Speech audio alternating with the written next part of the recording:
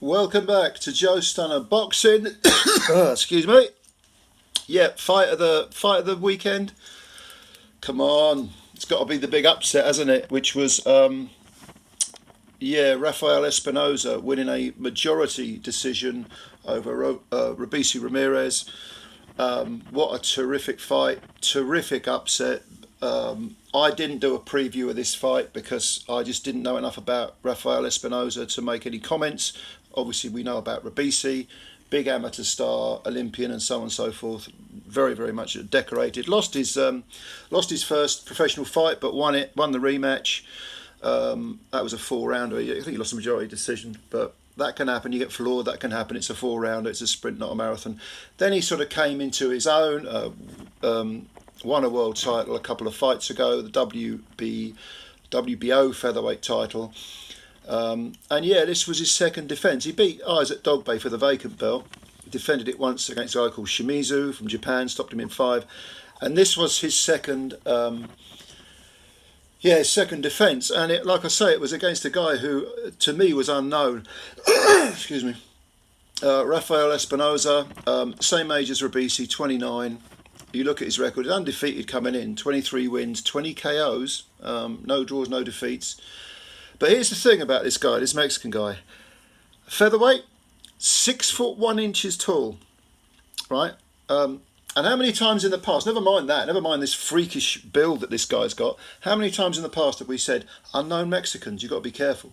Because they'll come over there and they'll tear the place up, and suddenly they're like, the Mexican circuit. You look at someone's record, a fighter's record, and you remember guys who've got like 12 wins, 6 defeats, or 15 wins and 7 defeats, and you're thinking, he's just beating journeyman. But it's such a tough circuit to be on, especially at the lower weights, or primarily at the lower weights, that you're thinking this could be a hidden gem.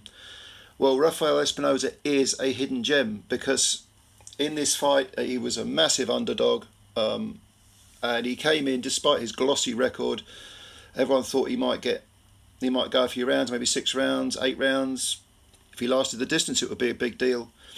No. For the word go, Rafael Espinoza was using his height, his ranginess, jabbing constantly. He's an orthodox fighter. Robeisy Ramirez is southpaw.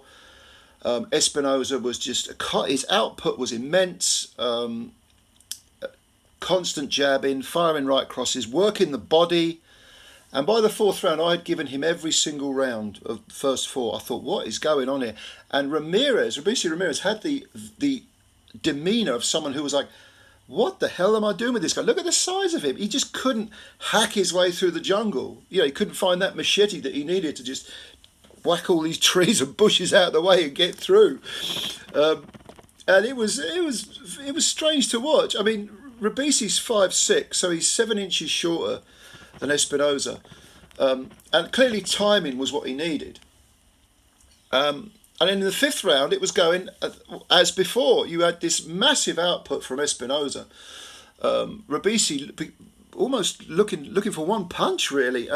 Wasn't jabbing with the jabber because I guess he just couldn't get near enough. But at least he could stick his hand out and try and. He had a very, very high guard, Robeisy, but he had to try something.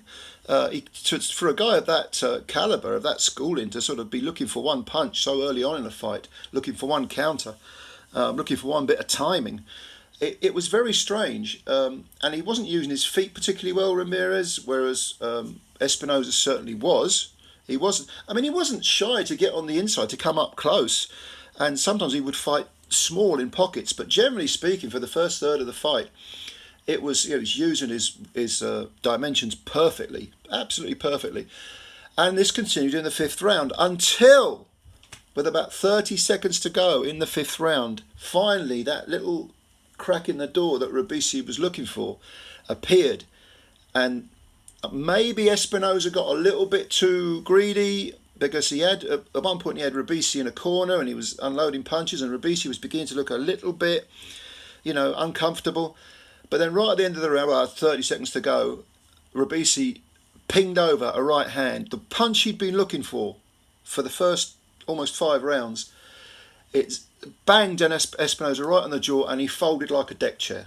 right near the ropes. I mean, all those long limbs just sort of folded, like you were putting away a table or something. And he got up and he was hurt. His legs were rubber. In fact, he was so hurt that he actually staggered across the ring to the opposing ropes and fell into them. Then he pulled himself up. It was near the end of the round. The referee let him continue. And between rounds, you were thinking, he's not going to recover in time. Well, in the 6th round, Robeisy came out and started battering him again. I gave Robeisy the 5th, obviously, a 10-8. The 6th round, I gave him a 10-9. So he was gradually pulling back the deficit. And but by the 7th, I thought Espinoza had recovered, which was quite surprising because that was a hell of a knockdown. And he was starting again to let those punches flow, using the range, beautiful boxing really by Espinoza. And Robeisy was slipping back into that mode of, you've got to get in close, got to land the one punch, Robeisy was putting pressure on in little pockets. And Espinoza did, as the fight went on, seem to be having to fight up close a little bit more. Probably because he'd been knocked down. He was maybe a little bit still a little bit stunned, although his legs seemed okay. He was shaken badly in one of the rounds, actually. It might have been the 7th or 8th. His legs really did a dance. So clearly Robeisy, when he did land punches, had the heavier hands, even though Espinoza came in with 23 wins and 20 KOs. Robeisy seemed to have the heavier hands because Espinoza was landing not just single shots, but punches in bunches on Ramirez. Ramirez, again, had a very, very high guard, and was soaking it up. Espinoza was working the body, which was really good. I mean, you'd think Robeisy would be doing that, but he wasn't. But Espinoza was banging the body, but he didn't employ the uppercut to kind of split that high guard. I can't remember him doing that much at all.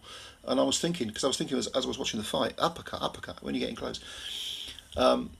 But Robeisy was hanging in there, and now in the final round, look, this was a close fight. Let me just talk about the cards, because Espinoza did win a majority decision. One guy had it 113. I have no idea what he was watching, because to me this is a very clear win for Espinoza. All right. Another guy had it 115, which to Espinoza, which is too close as far as I'm concerned, way too close. And the other guy had it 114, 111, I don't know, maybe. I had it 116, 110. And to me, the final round punctuated what was a predominantly dominant performance by Espinoza, despite that knockdown. Because in the last round, you have never seen a fighter more possessed than Rafael Espinoza. He tore after Ramirez, did not stop throwing punches for the whole 3 minutes, and he finally floored Ramirez just through sheer attrition, put him on the floor with about 30 seconds to go in the final round. To me, that was the punctuation mark needed. I had it 116, 110.